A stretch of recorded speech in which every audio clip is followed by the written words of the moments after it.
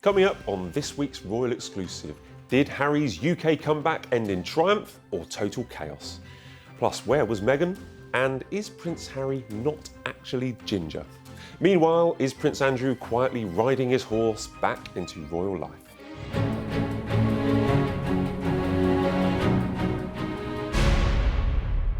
Welcome to this week's show, where we're asking whether Prince Harry's return to Britain was mission accomplished. After a week of palace rows, a court defeat and a private reunion with the King, has Harry finally turned the corner, or is he further away from his family than ever? But where was Meghan? Plus, as Andrew Mountbatten-Windsor is seen on horseback for the first time since his riding ban in February, is the King quietly allowing his brother back into royal life?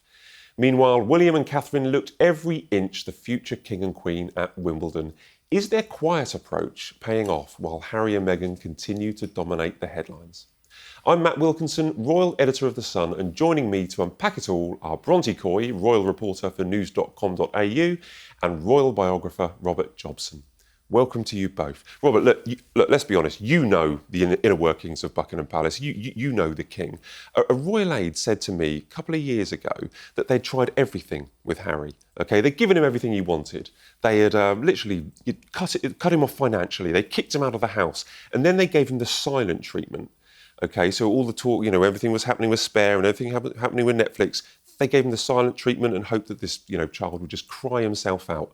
Now, we have seen Harry, not only Harry, but with Meghan and the two children, seeing the King, meeting also Camilla at Highgrove. Is the silent treatment now over? Has Harry won? Are we now moving into a new era? Well, timing is everything. I think that the beginning of that really was its success, partially a success for Harry because he got to see the King, and his children got to see the King, and so did Meghan come over, so we're told. But the timing was just a disaster in terms of the court case, because that became the dominant feature of the whole week. And, at the same time the Daily Mail was sort of talking about their victory, he was trying to sort of play catch up with his charities. But, ultimately he got really a lot further than I thought he would. I mean, the reality is having time with the King at Highgrove is important, and some people feel that the King should never have done it. Well, so some people find it problematic that he did actually give Harry, a bit of time. What do you? Well, there's a feeling, isn't there, that that the King may well be kicking back on the deal that was done at the Sandringham Summit with the late Queen, and that's dangerous. I mean, the only reason I don't have a problem with the son seeing the father or grandfather seeing these grandkids, but what you've got to remember is that in that same week that this happened, a Prince of England, as he described himself as a stay-at-home dad, criticised, and lost against the free press of this country where he doesn't live, and lambasted them, said the whole thing was a whitewash, including the judgment, so he called into question the independence of the judiciary. And, of course, he's been suing the government, and that's three pillars of this society that we live in this country, that his father is actually, as king, supposed to defend a free press, an independent judiciary, and an elected government. Look, I think that it would have looked disastrous if he'd stayed at Buckingham Palace, because that's the headquarters of the royal family. And if this Prince of England had been railing against all those important pillars of the society, that would have been a disaster, I think. And Matt, I think people like Clive Alderton, Sir Clive Alderton, got away with it rather than planned it, because Harry had played them quite well all the way down the line, saying, I won't go to the palace, I will go to the palace. And that would have been a disaster if he was leaving the headquarters of monarchy on the day that he did that, basically calling out a judge. I think that would have been a disaster. We'll get into the details of what did or didn't, or how it actually played out at Highgrove. But Bronte, me and you, we were in Birmingham Thursday night and Friday. Harry was there. We were expecting Meghan to go. Been told she would be. She ultimately didn't. But on the Friday afternoon, we learnt that Harry and, as I say, the children had gone to see, and Meghan had gone to see King and Camilla. What I found interesting, I want to get your thoughts on it, because we were up in Birmingham at the time, was it was interesting that it was Buckingham Palace that made this statement rather than the Sussexes. What do you make of that? I think that for this meeting to happen, with how fragile that relationship has been over the years, and there's been moments where it's been derailed, I think that it was very clear that they must, because we don't have details of the meeting either. The fact that nothing's Do you think really... we should? Do you think we should be told? As journalists, I want to know what happened, obviously, and because there's a natural curiosity. But of course, it's the right thing that it stayed private. And it's so deliberate. The fact that the palace was the one controlling that information, nothing further was released. It's happened because the speculation was rife. We were all... As you say, we're in Birmingham with an enormous pack of journalists, and everyone was just asking each other, trying to find out whether this meeting was going to happen. So there was so much interest in it, and you can see why the palace then wanted to just confirm it's happened, give out nothing else. But I think the fact it came from them rather than the Sussexes was very deliberate. It will come out eventually. Things always come out. I mean, I've never known any of these things over time. There will be details that emerge, whether it comes out in a book, or on a newspaper, but it will come out eventually. Well, this is the thing. These things are not normally private because the people who were there, I'm talking about Harry and Meghan, then talk about them in books. They talk about, the meetings with after the Prince they talk about it with funeral. their people. They talk about it with their people. I Yeah. mean, they can't have it all. You can't. They put so much of their interaction with the royal family into the public realm themselves, and then all of a sudden they're saying, "Oh, guys, this is a private family gathering." They're not a couple that deal in privacy. But the reality, as Bronte was just saying, in this one, it was about trust. And if it had come from the Sussexes, it would come from Liam Maguire or whoever, we talk about the Sussex team, it's Liam basically in the UK. And if it had come from him, then it would have looked very bad, I think. So I think it needed to come from, when it did, it was announced, it was done on a WhatsApp from Toby and Andre. Shock horror, everyone. There was WhatsApp groups. Yeah. I know people get very triggered by WhatsApp groups. 6:42, but the information came through at 6:42, and that was it, that they're there, that they've been and seen it. And I thought Highgrove was a good choice. It's a private residence, even though the King rents it off the Duchess, of course, so technically it's William's house. But it was better that it was done that way. Look, we don't know what's happened, but I should imagine the one thing that I think is very significant in all of this, given that Harry was not overly critical of the King, but he was very critical of Queen Camilla, was that she was there to support the King.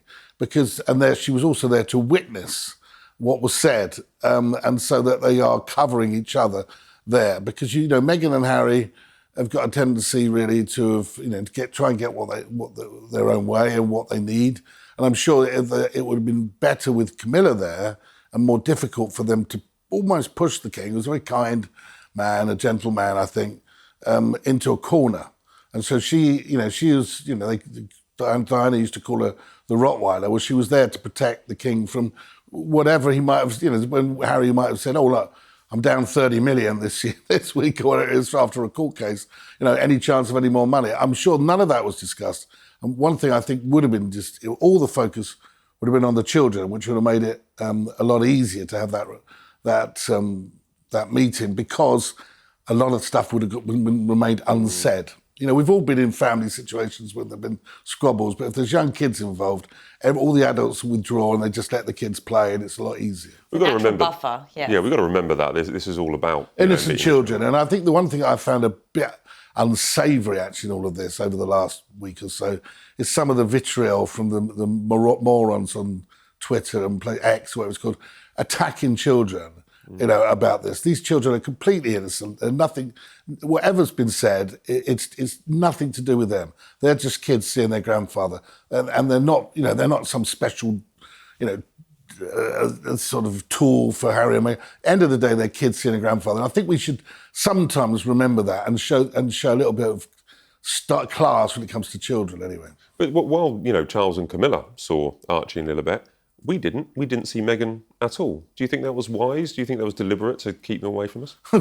Well, she never seems to turn up when Harry's in trouble, does she? It was such a different week in regards to what we saw of the rest of the family than what was originally planned, obviously, because we discussed this in the lead up. Harry wanted them all to be there. Meghan was going to be taking part in the public activities with him, and that changed so dramatically, obviously, because of the security. It's funny when we're recapping it, there are so many flashpoints of problems along the way. There is so many chapters of this, a handful of days that he was here, but so many things happened. So it was obviously very deliberate that they stayed away. I did think, and it came down, I think, boiled down largely to Harry's concerns over security.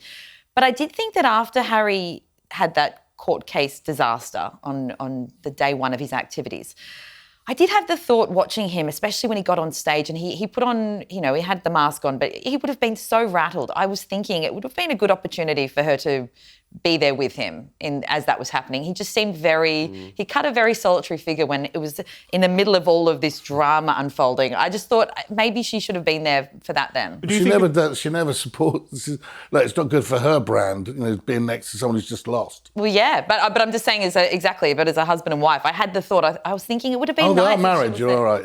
Do you not think it was part of the deal? It was almost like, okay, you're going to have this meeting, but that Meghan brings a lot of, headlines. Meghan just stay out, don't get photographed, and that's part of the deal that they would meet the children. Well, I think that's always been sort of the core of this entire trip and bringing them over here, because it's obviously a big deal for them to come here again with Harry's concerns about security. So it was always about the kids meeting the king. I did wonder earlier in the week, with all the drama that was going on with the palace back and forth, and then obviously with the briefing between the palace with Buckingham Palace, whether they were going to stay there or not. I did wonder whether this would all happen, particularly after Harry's statement on Tuesday, the one you mentioned earlier. There was so much drama early on in the week. I wondered if the entire meeting with the king would be derailed. Well, so we had all the drama, which we spoke about in depth last week, and it was a dramatic first couple of chaotic, I think we described it, the first couple of days. But also the palace were weary and wary. They made that be known, that they were weary and wary about the circus. The king's patience snapped over the farce with Buckingham Palace. So what changed? Well, I think that we realised they had a venue in Highgrove where they could come to some sort of deal, if you like. Where the bottom line is, it would look very bad if the children were in England and they didn't see the grandfather. It would have also possibly been one of the last opportunities. We don't know how long the king has got. He's living with cancer, and he has been busy meeting people along the way. He saw Michael Fawcett again the other day. There's all sorts of things going on where he wants to, have opportunity to square things off. And I think it would have been wrong for him not to see the grandchildren. But that said, they have played the palace, Meghan and Harry, and I think they forced their arms by saying, we were told, Harry said that, in all this, he finds the UK unsafe. Was Portugal any safer? I mean, all this baloney about some, 6 or so terrorist attacks. I mean, people in the intelligence services that I've spoken to think it's completely fantasy. It's complete and utter nonsense. It doesn't exist. So it does exist in London, but not in Birmingham. Are you having a laugh? It's complete baloney. And the intelligence services are just, and where's this thing come from? It's come from people that work for Harry. People that paid lots and lots of money to increase the amount of people that work around him. I mean, how many people now must be working around him? We've seen how paranoia is fed by these people. Personally, I believe what the intelligence service of this country say and do, and I don't believe there's any higher level of threat. And that is why Ravek have come back with the actual level of security that he gets. And if you're telling me that they were in Portugal or whatever, and that is more totally safe and Birmingham isn't, is safer than London, it's all nonsense. It's also why it would surely be a factor in why we didn't see the family, because if they did come in without the security that he wanted and we'd seen them and they were out and about and then they left, thankfully, without any incidents, I mean, that would go against what he's claimed is, that it's unsafe. Well, yes. So I think that's probably played a role in it as well. Do you think it could happen again? Because we have this quiet meeting, nothing so far has come out about it, everyone seems to behave themselves.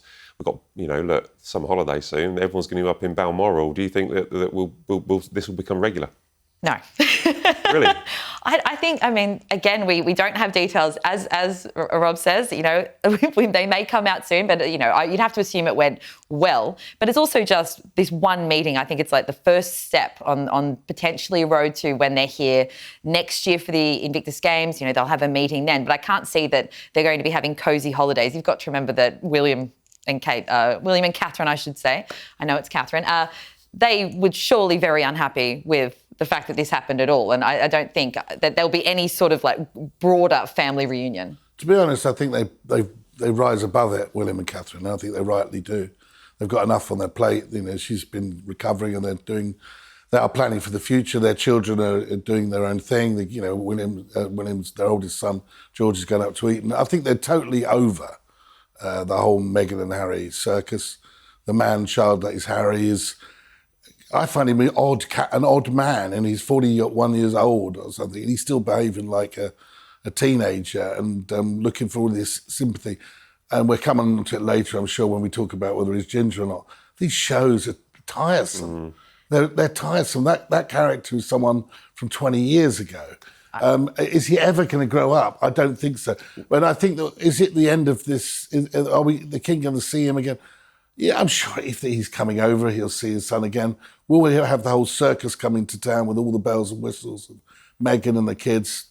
I don't think so. And I think when William is eventually king, I think we will have seen the last of Harry and Meghan in this country. He showed an extraordinary lack of restraint after laying out this plan weeks ago. As I said, we were all discussing in the lead up this. If it was ever, there's some people that are never going to like Harry again and Meghan as well. But this plan here, it's where he was going to come and do the thing that he does do best, which is the Invictus Games related activities. He did stuff to do with the well child and Scotty's little soldiers. And then he was going to have this meeting with the kids and the king. And I just thought it was just such a fiasco before he even got here, for the reasons you're saying, where he just showed no restraint. It was the security stuff. He's reconsidering it now. It all became an absolute circus where all the criticism about him is there's a soap opera around you. There's always drama. And the fact that it was all laid out there and then it just became a drama immediately. You can't carry on doing this every time. I mean, because it is tiresome. There is a circus and Harry and Meghan are the ones that wear the red noses. The whole thing is, frankly, it's a distraction. The one thing you've got to remember is the Crown is here for a very important purpose. It's not here as a show. It's here really to show the consistency at a time of political upheaval as well. And at the moment, we have an outgoing Prime Minister. We have an incoming Prime Minister, Andy Burnham, who's just been elected, and there's a lot of disquiet about that. And the monarchy is there to sort of keep that thing level. And at the moment, just as that was all going on, what was the big discussion? It was all about, Harry and whether Harry's going to get what he wants. And when we talk about, and I think that he does a good job with his charities, I have no complaint about that. But why does there have to be so much noise? Princess Royal is away at the moment in Korea, just doing her job. The Duke of Edinburgh, the Prince Edward is away in Qatar representing the King, just doing their job. That is what the royal family do best. Harry is simply a great big baby when it comes to these things. And it's all about I haven't got what I want, so everyone's wrong. If he'd won that court case against the Daily Mail, it wouldn't have been a whitewash, it would have been a triumph for the free press. The man is a man-child and he'll never change. But we're talking about, him being immature, but he got what he wanted. So the tactics that he used got him that meeting with the king and his children. Is he back in... I think it was, in some respects, in terms of being forced into it, I think once those children were coming to England, the king had no choice. And I don't think you should be holding it. I don't think if the Queen had been on the throne, that meeting would have happened. But he'll be back in Montecito. We don't know if he's back in Montecito yet, but they'll be back. Will they be sitting their feet up saying, job done? I think that in some regard, you answered it, as you said before, in some ways they hit all the marks in that they were coming here, they wanted to meet with the king, he did the Invictus, the countdown launch, he did the charity engagements he wanted to do. But so in that regard, yes, he ticked those boxes. But again, all of the soap opera around it beforehand completely pulled focus for the week. And I think that was an utter failure. That part of it was that's all we were talking about. It was completely, in fact, you almost forgot why he was coming here earlier in the week.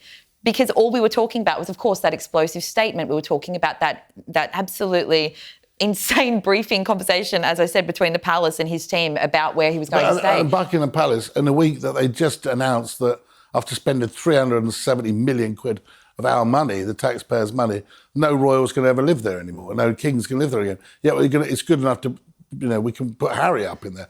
They were very lucky, the courtiers. They rescued a situation by luck rather than by actually working it out. Well, let's talk about courtiers for a minute, because there were plenty of things that could or maybe did derail Harry's visit here, but we think maybe he went away and was happy that he got that meeting. The big baby got what he wanted to put into Rob's will. But let's talk about courtiers, because there was an article written Big ginger baby got what he wanted. There was an article in the Mail after their court victory by one of the witnesses, a journalist at the Mail.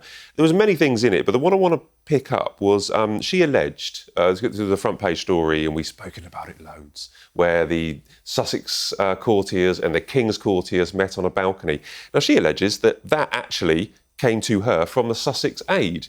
I mean, is that not one of the most damaging things that has been reported in that week? It's one of the most damaging things.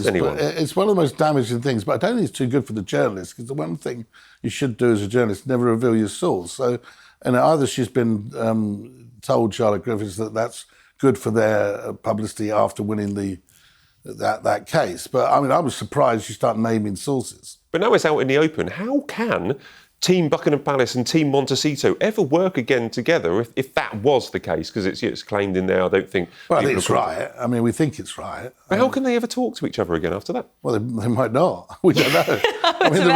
Maybe they never will. But the reality was, I believed although I was shocked that a journalist would start naming sources, which I think is pretty abhorrent. The source wasn't named, it was just said an aide.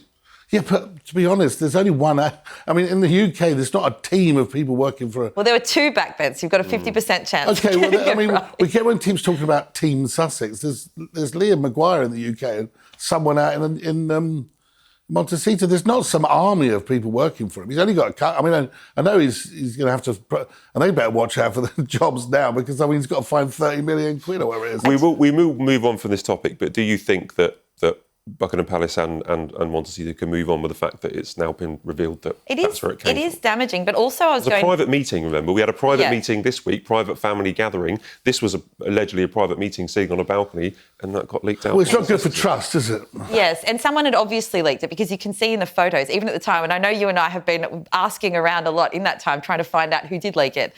I agree with you. It's dangerous to start revealing sources. But also Harry's painted himself into such a corner with this, because you can't go to war with the press all the time when so much of what he does publicly relies on the press. And so it just looks like, because it looks hypocritical to have someone on your team obviously briefing the press about this meeting when obviously he's made such a big deal about... Totally hypocritical. And it's also ridiculous. How can someone be a PR advising, trying to build relationships with journalists, working for someone that's suing, the press all the time? Of course, that's a very difficult job.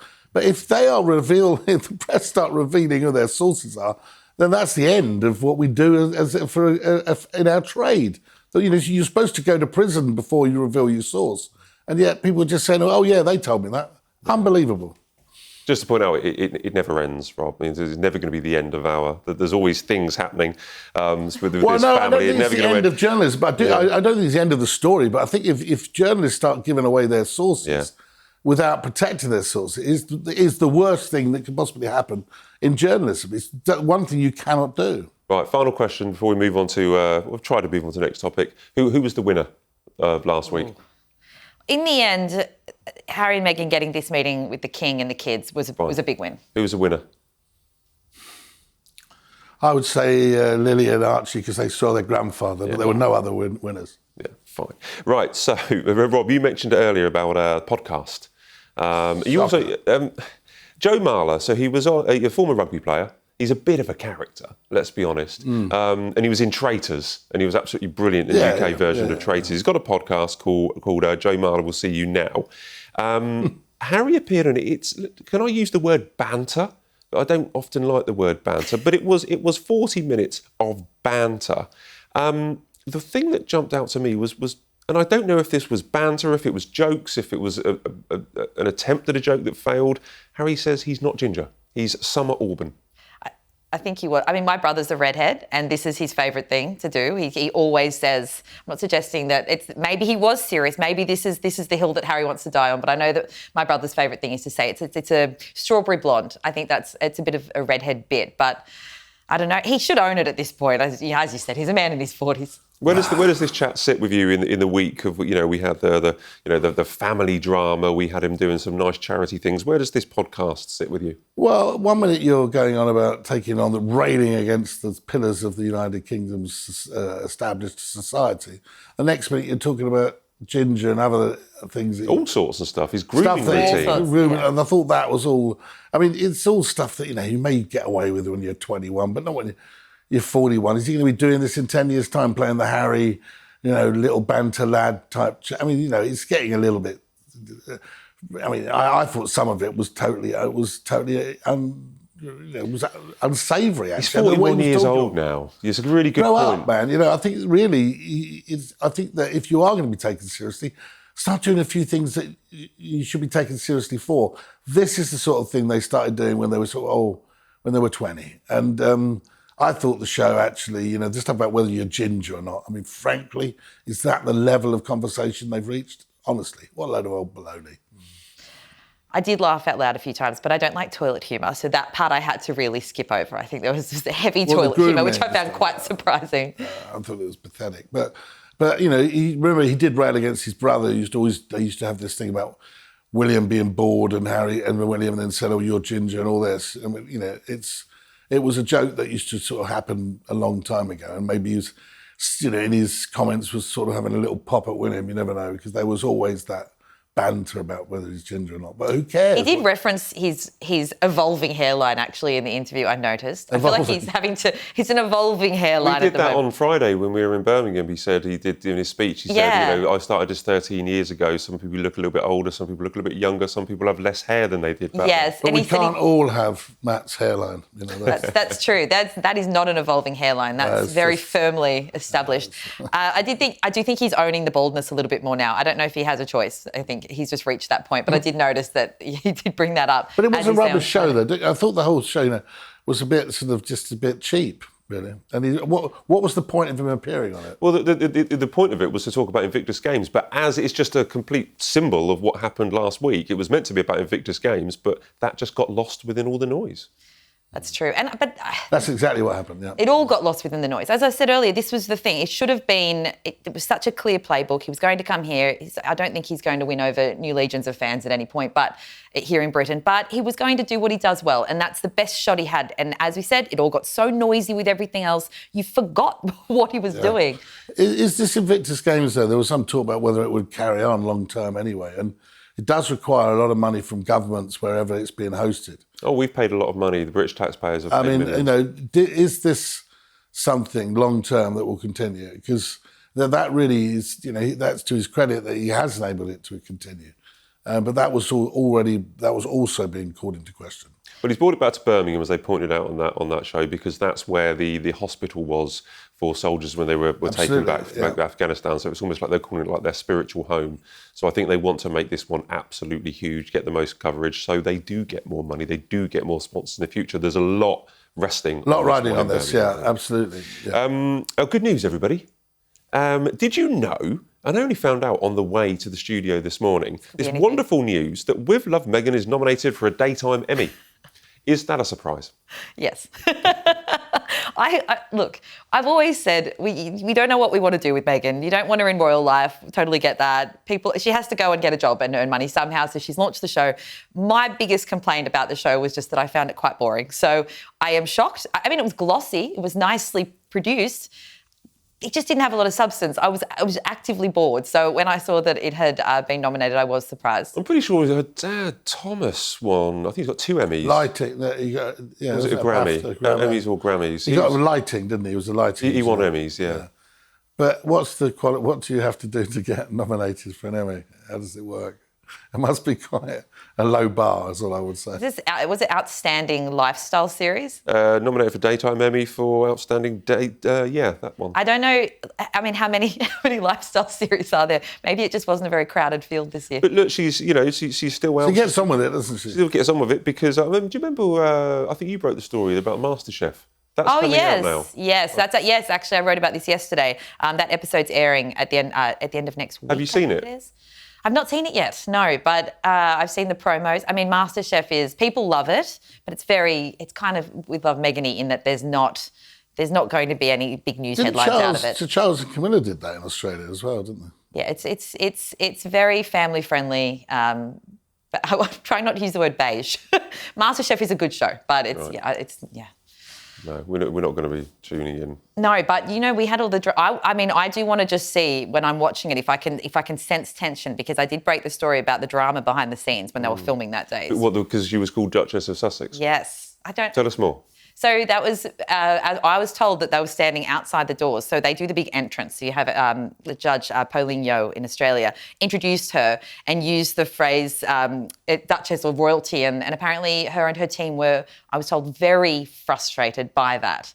But again, I find that confusing. Why? Well, they said, I think she uses it on her cards. But I'm the same. I'm confused by it. They were frustrated by it. She apparently didn't hear it being said and only saw it in the promo, which came out later that day, which was in the middle of this Australia tour. What's the expression? Methinks she protested too much. Yeah. What a load of nonsense. But they also said Markle in that, which was interesting because of course. Sussex. Well, exactly. Famously, the Mindy Kaling quote. So anyway, I will watch the episode to see if I can sense any tension, because as we know, she was, not happy. Great. Well, I can't wait to not watch it. So there was an amazing juxtaposition. There often is. The royal weeks are often very well planned. And I want to talk about a couple of events from the week. We didn't see, as we pointed out many times, we didn't see Meghan, didn't see Archie, didn't see Lilibet. Just to point out, no one was actually running around chasing after them. So it'll be interesting to see if they bring them back next time. It wasn't like there was, mass press packs searching the country for them. People just weren't doing that. But there's just two things I want to pick up. Actually, one thing at the beginning. Did you see that William went to Hastings, which is the home of 1066, obviously, the Battle of Hastings, where William the Conqueror defeated a Harold. With an arrow in his eye. Do you think that was like a deliberate little cheeky thing to kind of poke Well, he fun? won the golf, didn't he? He won the crazy golf, William. I think he did rather well. I don't think so, but it was quite fun, wasn't it? Because I was a little bit slow to the party, and then when I think it's a great little line, actually. I might nick it from one in the eye. Will you two work with the palace? One in the eye for William, and as he conquers over her. I did think the thing that was also significant was how much we saw of Catherine and the children at the 100%. weekend. Let's get on to that. And when there was obviously the polo match, the charity matches that William was riding in, and there was Catherine looking $1 million, as always, very chic in a summer 3 dress. days in a row. And then we had Wimbledon, bang, and then there were no backs of heads there. We had Ed George and we had Charlotte, impeccably behaved, looking fantastic, there in the show, a little bit of fun. I always feel a bit sorry for Louis. He doesn't seem to ever get invited. I don't know why. But, it was a long period. But then all this at the same weekend that Lily and Archie met their grandfather, so in all secret. So this was royalty in plain sight. This was the future family being seen and showing what's good about the monarchy, actually, good about the royal family. Very British day out at Wimbledon, impeccably behaved kids, looking great, and everyone having a good time. Well, they're showing what you can do, that you don't have to hide away, that you can actually get out, show yourself and behave, and everyone loves you. There is a way to do it. You guys, both of you have obviously worked in the royal space for a while, and you speak to people within the palace. How deliberate was all of these outings, do you think? Was this a deliberate... They were very busy last week. The royals had a lot of engagements, and if you think, they went to a zoo, King driving around in a tank, go to the Battle of Hastings. Very attention-grabbing. There was a lot of things, but I think the polo was always going to happen. She always goes. I've been many years. She's often there, and they always go to Wimbledon. So I think it was just... Yeah, it's timing again, but at the same time, it's the way they did it. The way they did it. And, and I think that William has certainly got one eye on the future, and that eye will obviously include his children and the role that they will play. And there are certain opportunities where you can let the public see them, and they are an important part of the future. They are the future royal family. But I think he's doing it, him and Catherine are doing it very well, actually. I think that there's no drama. There was no drama about that. It was just announced, by the way, the children will be going, and so people are aware it's going to happen. Very smooth, very slick, and it just happened. Whereas the whole thing about, Lily and Archie and the King and Meghan, and it was just a drama from the beginning to end. That, it started when, Liam issued the the whole programme of events. Then that all changed because it was being changed on an hourly basis by his boss. I mean, it was all a bit unfortunate, wasn't it? And unfortunately, the whole thing doesn't sit well for the future of the royal family. There's definitely a divided crown here, and the future is clearly they're almost on a separate path. They're almost above everything else. That's the Wales family with their kids, and I think they do a very good job. They do a good job, but I don't think it's easy. I don't think what they do, it looks easy. No, it's not Catherine easy, turns up, looks wonderful, smiles, is lovely to people, and everyone just adores her. I've been watching it, and I think that's difficult. I'm interested to She's really done. She's got it. I think after what she's been through, and we shouldn't, pass that over, but she's doing a terrific job at the moment. I mean, I think they'll probably start doing more, for the government going forward. But the fact is, at the moment, they've had that period of time where they've been trying to get to terms with what happened to Catherine, and they're moving on very well, I think, and they're being seen a lot more, and they are really. They're doing the job that the monarchy is supposed to do. Is there anyone comparable? So Catherine walks into Wimbledon, the whole place stands up and gives her a round of applause. Is there anyone, in UK or maybe the world that has that power? No. It is so much bigger than celebrity. It's just there is, as you say, it's that power. She walked in that video of her walking into Wimbledon, as every year it happens. That is all over my every social media feed because people are captivated by it. They love it, and that's her simply entering the arena. And I think that's what she's so good at harnessing. That's the thing. She's worked out. Well, I haven't seen anything like. I mean, I used to be around when Princess Diana was. Then she'd walk in a room and there was a real aura. But I think that Catherine has that aura too. And I think the only other person I ever really saw had that impact was her late Majesty Queen Elizabeth II. 100%. And I think that everybody else, it's lower down. The King obviously he's the King and he has that sense of of history when he walks into a room, but those three women I think really captured something that which is incredibly special. It's great to see a great antidote to all the drama of the week. I think seeing Catherine with the children. All they had to do was go out and do their jobs, and they did it very well at a time when it was the perfect comparison. And this is exactly what I was saying about Harry not having the restraint going into this. He could have just gone in, hit all the marks that he needed to hit, and carried on. But instead, it was a huge own goal because he got in his own way once again. Well, let's talk about Andrew. Rob, I want you to get on your high horse. You have been getting on your high horse the whole episode. But get on your high horse on Andrew.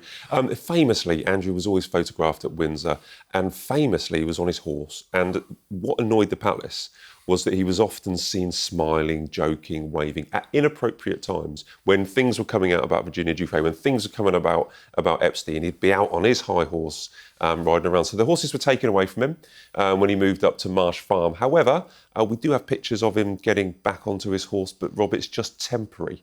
He was only given the horses on a short little loan, and now they're going to head back. Should he just be allowed to go out and ride his horse? I think so. I think at this moment in time, this is a man who's not been charged. His relationship with Epstein was deplorable. His judgment is just appalling. But at this moment in time, he's not been charged with anything, and I think he should be allowed to ride a horse. I'm sure that if he, what I don't understand is, that he's not allowed to do certain things. I mean, the reality is, I think when he was at Windsor, I don't think he was in a very good place, shall we say, when he was doing some of those strange things of waving at people and talking to passers-by. Struck me that he was going through a bit of an issue. I don't know what, and now what we read in The Sun, and he's bored rigid, he's up in Marsh Farm, and there's nothing to do. Well, if he could go out and ride a horse, I think for his mental health, I think that's probably a good thing. I just would wish that this investigation would sort of move on. I think everybody wants to know what's going to happen. I'm sure that the detectives are doing their best job, but it's very difficult for anybody in a situation like this. And I have no sympathy for Andrew whatsoever. I think his judgment, as I said, has been beyond the pale. He never apologised to the victims of Epstein. And, we only have to look at what happened to Virginia Giuffre to say how appalling. But until there is some sort of movement on this, and until we know that he's either guilty, not guilty, or there's going to be no charges, or there's going to be a court case, I think a man should be allowed to ride a horse if he wants to ride a horse. I completely agree. I don't think anyone has sympathy for Andrew at this point. Obviously, he's denied the allegations. But now that he's up there, this is his life. He's got nothing going on, which is fine. I don't know the point. I don't see the point of taking away an outdoor activity. Let him go and ride a horse. That's not impacting us. But you're right, everything's in limbo. And I think that as long as we don't have an outcome or a resolution in this, and who knows how long it will be until we do, it does seem to just be casting a shadow and going on and on. But yeah, the photos of him smiling on the horse were not great optics at that time. But in this case, I just think, well, his behaviour... Keep him busy with that, he might not do other things. But his behaviour at Royal Lodge, I mean, let's be honest. I mean, I remember somebody told me that there was a cricket match and he just turned up as if he was there, you know. He was, as a royal, and started chatting to everyone. He was pretty lonely, I think, and a little bit making odd decisions. But at the same time, and I think the Princess Royal and Edward, were worried about his mental health. So if you are able to ride a horse, and it's apparently from people that have got disadvantages, interactions with the horses are pretty good. Yeah. Well, guys, we've got time for our quickfire questions, and our first question is very, very topical because we've just been talking about it. So question number 1. Prince Andrew is reportedly bored living at Marsh Farm, but what new hobby should he take up? Trying to think. Keep it clean, guys. Maybe a game of solitaire or something. He'd become master of just the very solo games. I think just stay focused on that. I think that just as long as he's sort of on his own and focusing on staying off the internet and not emailing anyone, I think that's perfect. It has to be indoors because they get very angry when he's off. Exactly. Well, that's why I'm thinking solitaire's good. Solitary, he's inside. I'm told they can't find a chef for him to work for him. Because nobody wants to do... Hang on, Meghan Markle, everybody. No. But I'd suggest that he, probably the best thing he could probably do is to learn to cook, because he can't find a chef, and maybe go on a pizza course. Yeah.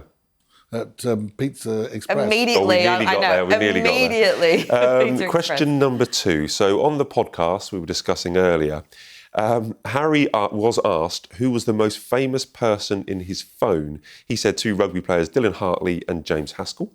But, put you guys on the spot, who is the most famous person in your phone? I'll say this one because my British friends get very excited about this person. So you tell me whether you do. I used to work with the wife of Alan Fletcher, aka Dr. Carl from Neighbours. Oh, yeah. And so he was at my wedding and he's a good friend. But it's so funny because in Australia we get, there's a very small group of people and you sort of get used to seeing people out and about. But in Britain, whenever anyone has seen that, if I post a photo with him or anything, it's like, oh my gosh, it's Dr. Carl. This is so niche. For a certain generation growing up in the UK, yeah, Dr. Carl Kennedy off Neighbours, he's like one of the most famous people I've ever seen. He's such a great person too. And can you ring him now? What time is it in Australia? Oh, Imagine. okay, you get out of it. Okay, fine. Rob, can you beat Dr. Carl Kennedy from Neighbours? Matt Wilkinson is mine. I don't have your number, Matt.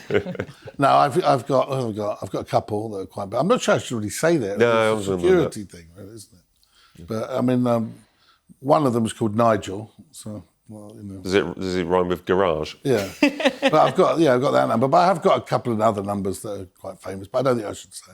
Fair enough.